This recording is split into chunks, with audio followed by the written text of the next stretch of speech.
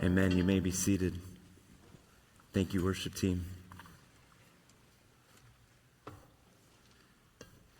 You know, it's interesting. That was one of the songs that my wife and I chose to sing at our wedding, which was 15 years ago, actually, this last week. So we're hearing that, and Grace saw it on the schedule and thought, did they do that on purpose? I'm not sure. As we look ahead to Easter, I think that song is fitting, right? I think that song is really fitting because as we think about what Holy Week is, and as we are today celebrating Palm Sunday and looking ahead at what the week was, it kind of brings things into focus that we don't always take the time to think about.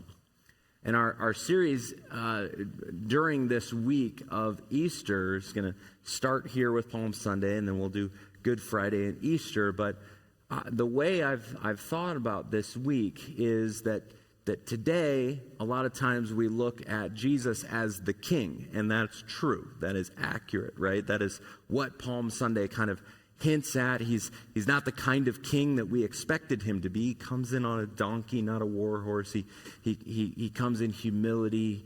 He takes time in the middle of this week to wash his disciples' feet. What kind of king does that? Now, we could go there in the sermon today, but we're not going to. What we're going to look at today specifically is the way that the life of Jesus sets us up for the end of the week. So we think about the life of Jesus, and then on Good Friday, we'll think of the death of Jesus, and then Easter Sunday, obviously, we think of the resurrection of Jesus. The life that he lived, the death that he died, and then the resurrection that secured everything for us. So today, we're going to take a look at the life of Jesus. And I think sometimes we don't think about the life of Jesus maybe as often as we should. Why was the life of Jesus important? I think we can all answer the question, why is the death of Jesus and the resurrection of Jesus important, right? If you are a believer in Jesus Christ, you understand the need for his death for your sins and his resurrection, right? In light of your justification. But what does the life of Jesus mean? You know, there's an interesting verse in John, a couple of interesting verses actually, John 21:25. There are also many things that Jesus did. And were every one of them written, I suppose the world itself could not contain the books that would be written. That's an interesting statement, isn't it? But if in fact Jesus was the Son of God, the perfect Son of God, if he was, in fact, that kind of shepherd to people while he was here on this earth, you would expect a statement like this to be true. Even given his limitations, even given the fact that he came and lived fully a human life with its limitations. You know, there's another verse as well in John 20:30. Many other signs were not written, but these were written that what?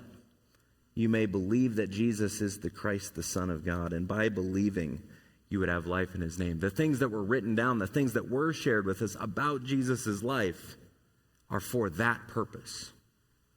And the things that were written are sufficient for us to understand that purpose. Now, it's no secret, I've told you this before, I enjoy movies. Anybody else enjoy movies? Nobody? Okay, all right. Nobody wants to admit it. I enjoy movies, and there's a role in movies called the film editor, right? He thinks through what should be kept in, like the producer has say, the director has say, the film editor has say, as to what the final product of this movie is. You ever gone to a movie and the person sitting next to you is a question asker? That always bothers me, right? My children do this, and we're watching a movie. Dad, why is this? Like, just watch. Because the person that put the movie together understands that you are asking those questions. And they will answer those questions because they're the ones that brought up the questions. So just watch. Nobody's going to want to go to a movie with me now. But you know the feeling. And then they are asking the question, and the dialogue actually answers the question, but they can't hear it because they've been asking the question. It's interesting because if you think of the life of Jesus in this way, the scriptures perfectly answer all of the questions that we have when it says, well, why did Jesus do this? And that's some of what we're going to try to answer in this particular series as we celebrate Easter. His life means this. His death means this. His resurrection means this. You know, the events of Holy Week, I don't think it's a misstatement to say that they are the most important events of human history. If we really understand what is happening, and it is really true, and I am 100% convinced that it is really true, if it's true, then these are the most important events of human history. That the God of the universe who created us would enter into time and space by his Son and allow that Son to be put to death, not for his own sins. And then that Son would raise to life. Most important events of human history. So what does the perfect life of Jesus mean? So if we don't think about what the perfect life of Jesus means, I don't know that we have as full or as complete an understanding of what happens when he dies and when he rises again. So what is the life of Jesus? Well, it means a lot of things, and if all of them were to be written, right, we don't have enough paper. But here's a few things that it means. Now, I'm gonna have a lot of scriptures up on the screen. Feel free to write them down. This isn't going to be, usually I am in one text and we work through that one text and then we move on to the next text the next week. This is a little bit different, okay? The life of Jesus, by his own words, he says in Matthew 5:17-20, he says, "Do not think that I have come to abolish the law or the prophets. I have not come to abolish them, but to," anybody? "Fulfill them." I didn't come to shut down the law. I didn't come to say that it didn't matter. I didn't come to say it's abolished. I came to fulfill it. And so the life that Jesus lives is lived to perfectly accomplish God's law, to perfectly fulfill exactly what we as human beings were always supposed to do. And so we look at the life of Jesus, we look at the way that he interacted with people. And he says at the end of that Matthew 5 passage, he says, "I tell you, unless your righteousness exceeds that of the scribes and Pharisees, you will never enter the kingdom of heaven." Now, the scribes and the Pharisees, their job was to understand, interpret, and keep the law. That was their entire job. And then eventually teach it to people, but that was what they were meant to do. And Jesus says, unless it exceeds that, you got no chance to enter the kingdom of heaven. And then he goes about living a life that perfectly and completely fulfills all righteousness. We think about what Jesus did. I find it interesting, this Matthew 3 passage. You may know what's happening in Matthew 3. Jesus comes walking down the hill. John the Baptist is in the water baptizing people. And what does John the Baptist say? He says what? "Behold the Lamb of God who takes away the sin of the world," right? He says that. He's coming down the hill. And I can just imagine the thoughts going through John the Baptist's head. Like, this is like my cousin and like the guy I've been waiting for. Like, I kicked my mom in the stomach when he showed up in his mom's womb. Like, I'm excited about this guy. And so Jesus comes and he comes down into the water. And what does he say to John? John, I need you to baptize me. And John the Baptist is like, that's not how this works. If anything, this should go the other way. And Jesus says, no, I need you to do this to what? Fulfill all righteousness. It's a curious phrase. It's an interesting phrase. Jesus, his whole life was about perfectly fulfilling all righteousness. Now, that didn't look the way that the scribes and the Pharisees thought it should, did it? Because Jesus knew perfectly what God's intention was in all the law and perfectly fulfilled it. You know, it's kind of interesting. You ever have questions about baptism? Like, should I, or did I do it right, or was it the right time? I like that. You know what's really exciting? Jesus was baptized perfectly for you. So if yours isn't exactly perfect, guess what? Jesus fulfilled all righteousness. He actually died to pay the penalty of us having a lot of questions about whether we did it right or not. That's actually really exciting. I hope you see that. I hope that grants a certain amount of freedom. And so then you can ask those questions about, should I be baptized? Should I not be baptized? You can ask those questions out of a stance of, if I've trusted Christ, I'm already right with God. And out of that, then I can make all of my decisions. Does that make sense? I'm not trying to do this thing so that I can be made right with God, because Jesus already fulfilled it. Pick any other thing in your life.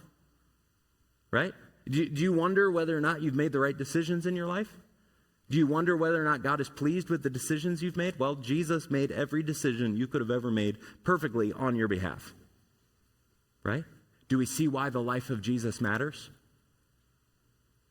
Do we see why we have to rely on that which was already accomplished so that we can then live the kind of lives that he wants us to live out of that? Right?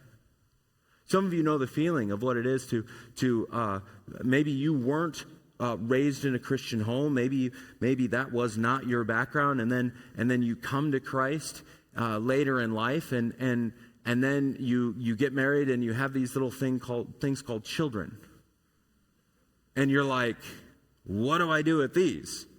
I think God has ideas about how they should turn out and what I should do for them, but I didn't watch anybody do that to me. Right? Well, guess what? Does the life of Jesus matter here? It does. It does. No matter how many mistakes you make in parenting, Jesus has already lived it. You think, well, Jesus wasn't ever a parent. Have you seen his disciples? He did a lot of parenting, right? So the reality is that Jesus comes and with his life perfectly fulfills the law. Perfectly fulfills the law. There's nothing in your life that Jesus has not, in fact, experienced. I know that's a big jump, but Jesus actually understands temptation better than you do. Why is that? Why is that? Because he never gave into it. He resisted all the way through. When you and I are tempted to sin, right? A lot of times we give into that temptation. And all of a sudden the pressure of that is off of us for a short while. And then the shame and the guilt come, right? But Jesus endured it all the way through perfectly his entire life. There were temptations that dogged Jesus from the moment he was born until the moment that he died. You have to get that and realize that. And he never gave in to them once. He never had the relief of, I get to take a break now because I finally gave in to that temptation and I get to take a break. He never got a break. Because he fulfilled the law perfectly. It's amazing. The reason that he needed to be able to fulfill the law perfectly was because he was going to give righteousness. He needed to fulfill the law perfectly because he was going to give righteousness to us if we would believe. The righteousness that he attained in his life, it was accounted to his record. We're going to get to how this works in a second. But the desire and the goal was actually to give that perfect righteousness to you. And so it's really important that Jesus lived a perfect life, that he fulfilled the law so that he could grant righteousness. This John chapter 1, 12 to 13, listen to what it says. But to all who did receive him, to those who believed in his name, he gave the right to become children of God, who were born not of blood, nor of the will of the flesh, nor the will of man, but of God. How do you and I have the right to call ourselves children of God? Not because we cleaned up our act before we came on a Sunday morning. How many of you know that doesn't even survive the car ride to church? Right? Whether you have kids or not, that doesn't survive the car ride. If you had finally attained right before you came to church this morning a certain amount of righteousness, it doesn't survive the car ride. And you know what's hilarious? Mine doesn't even survive the car ride, and I'm a half a block away.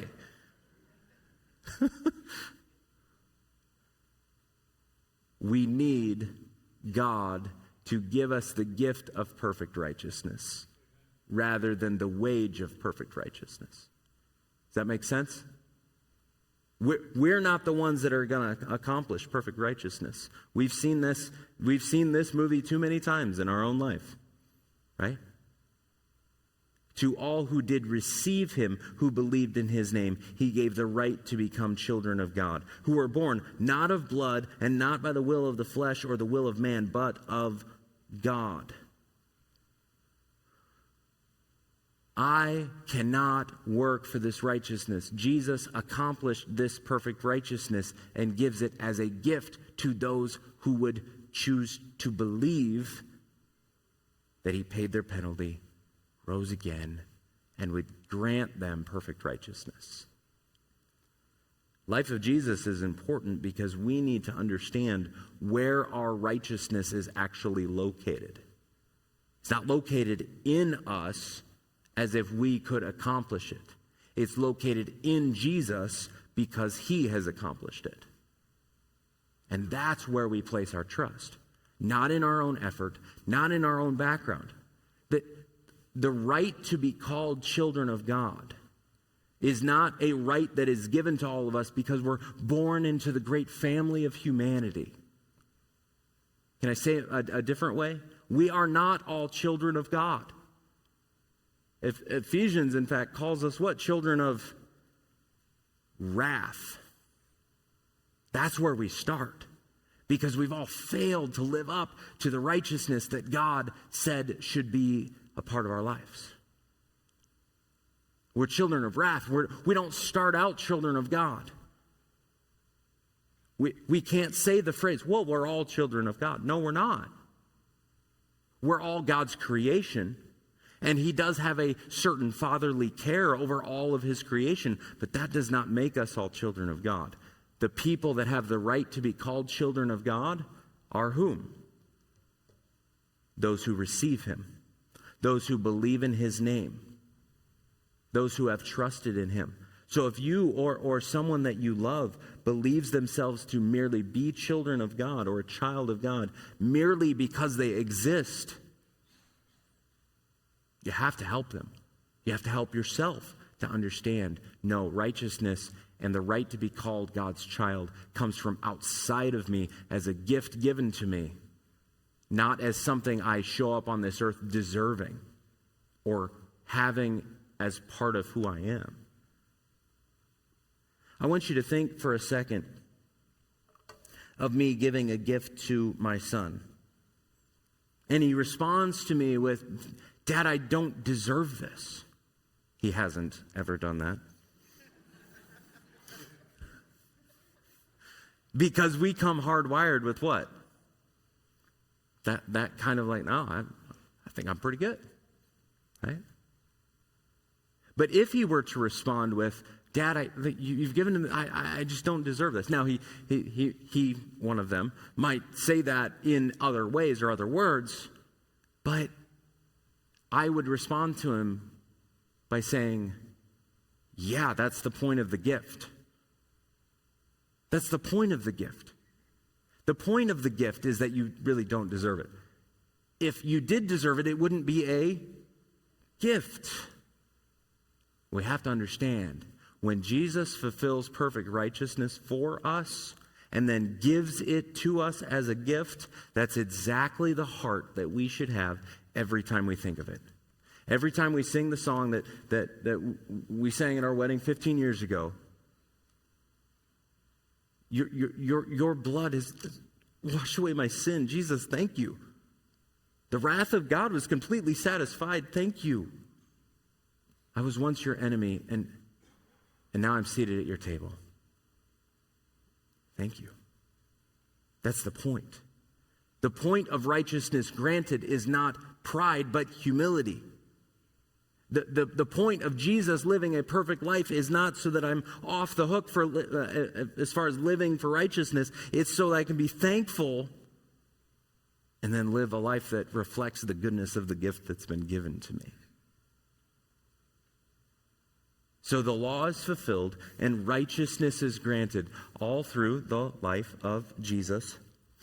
And I would say that the life of Jesus matched with the death of Jesus shows us how a substitute is exchanged. Why is it so important that Jesus perfectly fulfills the law? Well, it's so important because we couldn't. That this Romans 3, this righteousness, as I talked about 3 or 4 weeks ago, that it's an alien righteousness. It comes from outside of us. It's not generated from within. A righteousness from God has been manifested apart from the law because Jesus perfectly kept the law. And the law and the prophets bore witness to it. The righteousness of God through faith in Jesus Christ for all who believe. And the end of that passage says it was to show his righteousness at the present time so that he might be just and the justifier of the one who has faith in Jesus. This whole enterprise of God rescuing sinners depends on God. Thankfully, it does not depend on us. He is both the just and the justifier. He is both the perfectly righteous one and the one who gifts righteousness. And he does that by substituting his son for us. He does that by saying, not only am I going to grant righteousness, but I'm going to pay the penalty for unrighteousness. I'm going to send my son to live a perfect life, and his death is going to pay for your imperfect life. Now, we as believers maybe have heard the reality of this 100 times. Yep, we know this. Do we? Has it actually set in for us that the perfect God of all the universe sacrificed his perfect son to bear all of his wrath on our behalf? Has that really actually set in? And I'm not saying it to make us feel bad. I'm saying it to say, unless we reckon with that, we will never worship. Unless we actually understand that, we won't ever come to the place where where we can actually worship God as he deserves to be worshiped because of the greatness of the gift that I don't deserve. If I think in any way that I deserve it, or if I think in any way that this is mundane, or if I think in any way that, yeah, that's how God should be to me, I will never get to worship. And I won't find my life changed at all. Because it will still be up to me to produce the kind of righteousness that I think I should give back to God. Because I still think that's how it works. Hebrews 2:17-18. He had to be made like his brothers in every respect, that being Jesus, so that he might become a merciful and faithful high priest in the service of God, to make propitiation for the sins of the people. For because he himself suffered when tempted, he is able to help those who are tempted. The reason that Jesus can help you when you are tempted is only because he's already died for you. He's been tempted in every way you have. He fulfilled all righteousness, didn't fall once, and offers propitiation. That's a strange word to our ears sometimes. We don't really hear that very often, right? You weren't talking to your neighbor about propitiation this week, right? You might have been talking to him about taxation, but you weren't talking to him about propitiation probably, unless you were trying to share the gospel with him. What is propitiation? It's the fact that my sins before a holy God deserve wrath, and God sent his Son to take that wrath for me, to bear God's wrath, and then give me the gift of perfect righteousness. For our sake, he made him to be sin who knew no sin, so that in him we might become the righteousness of God. God substituted his own Son in our place to take his wrath. Think about that for a second. The wrath that we deserved, God the Father sent his Son and poured out the entirety of his wrath on his Son instead of me, instead of you.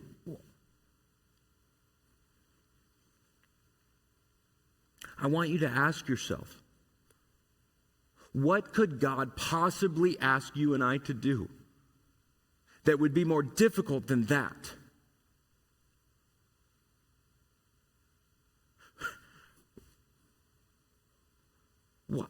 Why don't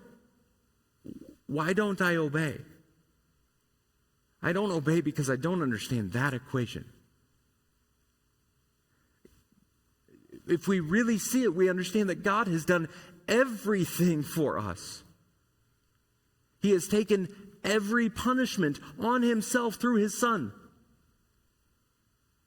so that he might be just and the justifier. Picture yourself on death row. You know you've done it. There's no way to prove otherwise. You know you can't prove otherwise because you did it. You're on death row because you deserve it. And the perfect and flawless judge switches the contents of his folder and yours. And he's led away to face your punishment. And you are not only set free, but you get to live the life that he earned by being perfect. Even that analogy falls short, doesn't it? Even that analogy isn't enough to fully get us to the place where we realize what this substitute exchanged means. We can think about it in theological terms, but if this really happened, there's no end to the implications of this. In fact, I think that's why eternity is as long as it is. Because we're going to be worshiping that reality, worshiping God for that reality for all of eternity. And we won't ever get to the end of reasons to worship him. I think that's why eternity is the length it is. Because if we, and the question is, why don't we let that reality hit us here now? The life of Jesus, just on its own, is enough reason for us to worship forever.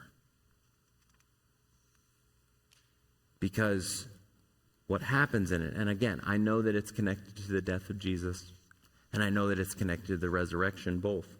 But what happens is that we actually receive the life that we were always meant to have. Our life is inevitably, inextricably, and irreversibly wrapped up in the life of Jesus. And that's true whether you've ever come to accept it or not.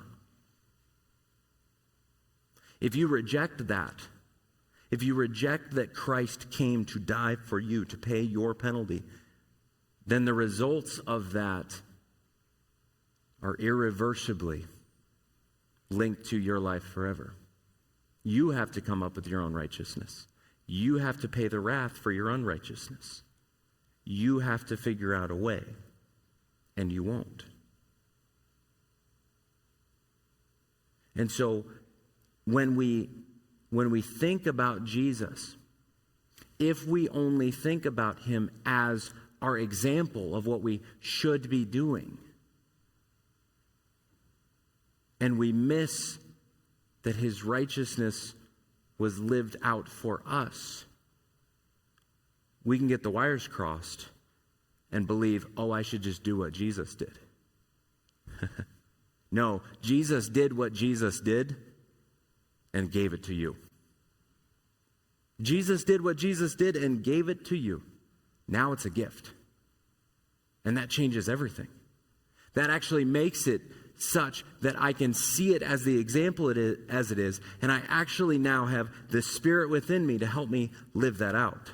Not because I'm trying to earn righteousness before God, but because, what? I already have it.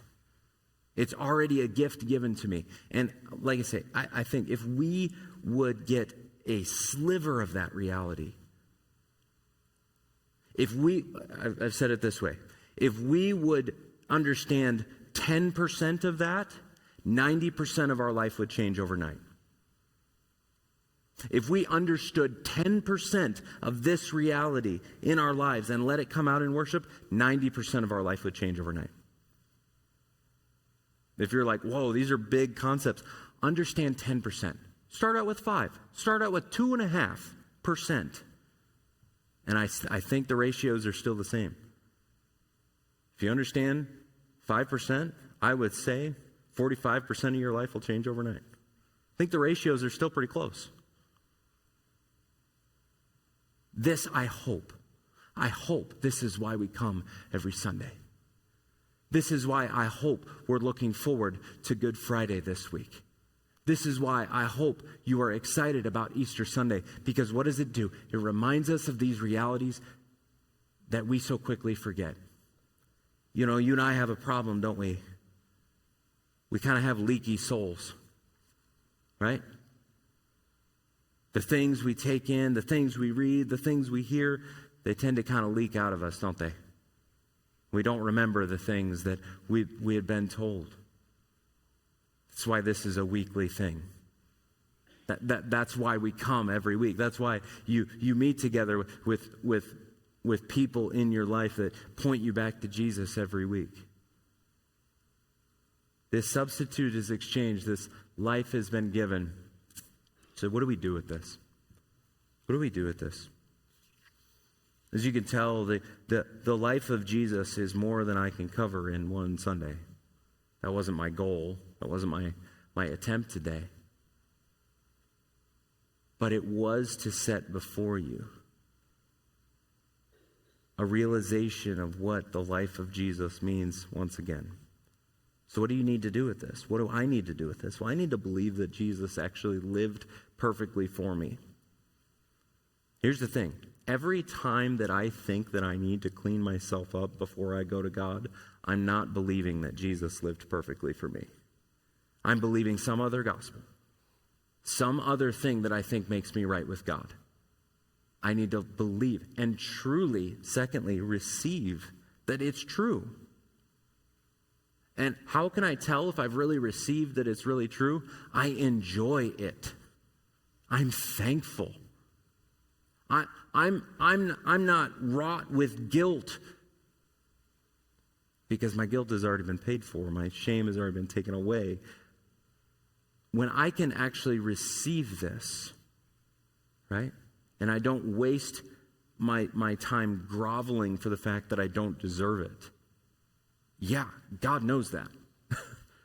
That's not a revelation to God. You don't need to prove to God that you know that you don't deserve it. What you need to do is enjoy it. Be thankful for it. Worship because of it. Right? I think our worship, even on Sunday mornings, if we understood the 10% of this that I was talking about, I think 90% of our life of worship would change. How we would sing, how we would reflect, how we would treat others. Like, worship is so much more than what we sing on a Sunday morning, right?